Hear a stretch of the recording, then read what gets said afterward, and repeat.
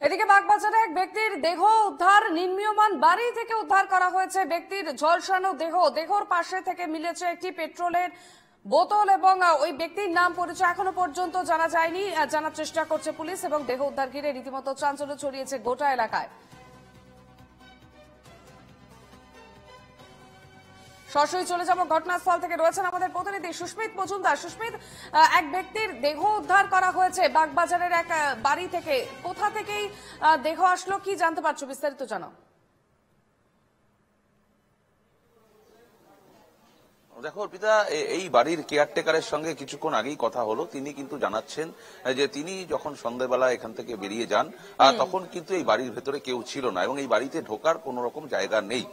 তার কারণ আমি আমার ভিডিও জার্নালিস্টকে দেখাতে বলবো যে এইখানে প্রচুর লম্বা গ্রিল রয়েছে এবং এই গ্রিলের ভেতর থেকে যেহেতু তালা দেওয়া ছিল, বাইরে থেকে তালা দেওয়া ছিল, কোন রকম ভাবেই কিন্তু ঢোকা সম্ভব নয়। অর্থাৎ ঢুকতে গেলে পাঁচিল টপকিয়ে ভেতরে ঢুকতে হয়, কিন্তু ভেতরে কেউ ছিল না। তার কারণ হচ্ছে এখনো পর্যন্ত এই বাড়িটি নির্মীয়মান, এই বাড়িটি তৈরি হচ্ছে এবং সেই কারণে গতকাল এই বাড়ির এক তলায়, দোতলায় এসি মেশিন লাগাতে এসেছিল কয়েকজন এবং তারপর তারা চলে যান, কিন্তু তখনও পর্যন্ত এখানে কেউ ছিলেন না। তারপর আজকে সকালবেলায় কিন্তু যখন মিস্ত্রিরা কাজ করতে আসে তখনই কিন্তু দেখে এই অর্ধদগ্ধ অবস্থায় যে মৃতদেহ রয়েছে এবং পরে সঙ্গে সঙ্গে শ্যামপুকুর থানায় খবর দেওয়া হয়। শ্যামপুকুর থানার পুলিশ ঘটনাস্থলে আসে, দমকলের কর্মীদের সেখানে খবর দেওয়া হয়, দমকল কর্মীরাও সেখানে আসে। ইতিমধ্যে সেই মৃতদেহকে ঘিরে রাখা হয়েছে, জানার চেষ্টা করা হচ্ছে যে মৃতদেহ কার বা কিভাবে তিনি এখানটায় আসলো এবং তারপর কিছুক্ষণের মধ্যেই সেই মৃতদেহ উদ্ধার করে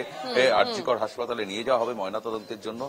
এবং প্রথমে প্রাথমিকভাবে যেটা তাকে চিহ্নিতকরণ করার কাজ চলছে যে ইনি কে, মিস্ত্রি না এখানে আগে থেকে ছিল, নাকি এই পাঁচিল টোপকে তিনি এখানে গিয়ে আত্মহত্যা করেছেন। যদি আত্মহত্যা করেন তাহলে এভাবে কেন আত্মহত্যা করলেন, না কে বা কারা তাকে খুন করে এখানে ফেলে রেখে গিয়েছে, সম্পূর্ণ বিষয়টি কিন্তু খতিয়ে দেখার চেষ্টা করছে। যদিও তুমি জানো এটা একদম নির্মীয়মান বাড়ি, এখনো পুরো বাড়ি কমপ্লিট হয়নি, সেই কারণে সিসিটিভি ক্যামেরা এখনো পর্যন্ত লাগানো হয়নি। যেমনটা এই বাড়ির যিনি কেয়ারটেকার, এই মুহূর্তে যিনি দেখভাল করেন, তাকে জিজ্ঞাসাবাদ করা হয়েছিল কিছুক্ষণ আগেই, তিনি এখানে ছিলেন।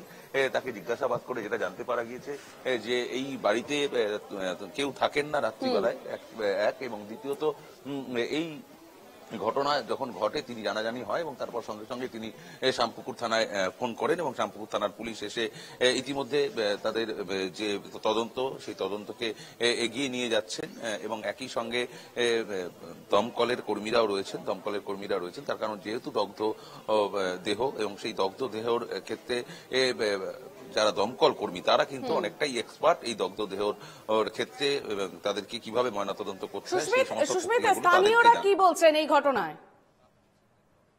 কিন্তু কষ্টকর হবে।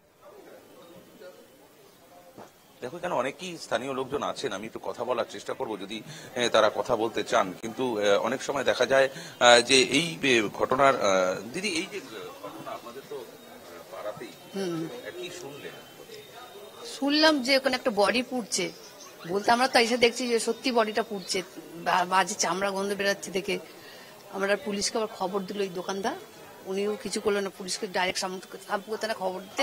আওয়াজ পাননি? না, কোনো আওয়াজ কিচ্ছু না। দরজা তো আটকানো থাকে বলছেন। হ্যাঁ দরজা তো তালা মারাই, ভেতরে কি করে যায় সে বলতে পারছি না কি করে কে গেল।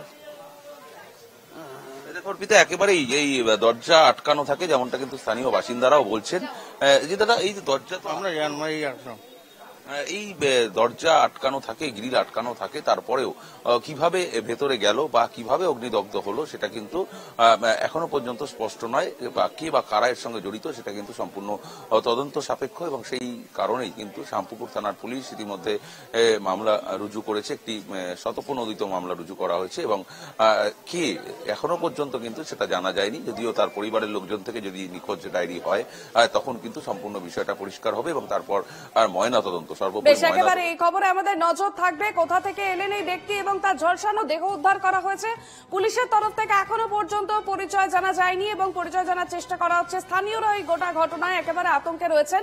খবরে নজর রাখো সুস্মিত, আপাতত ধন্যবাদ।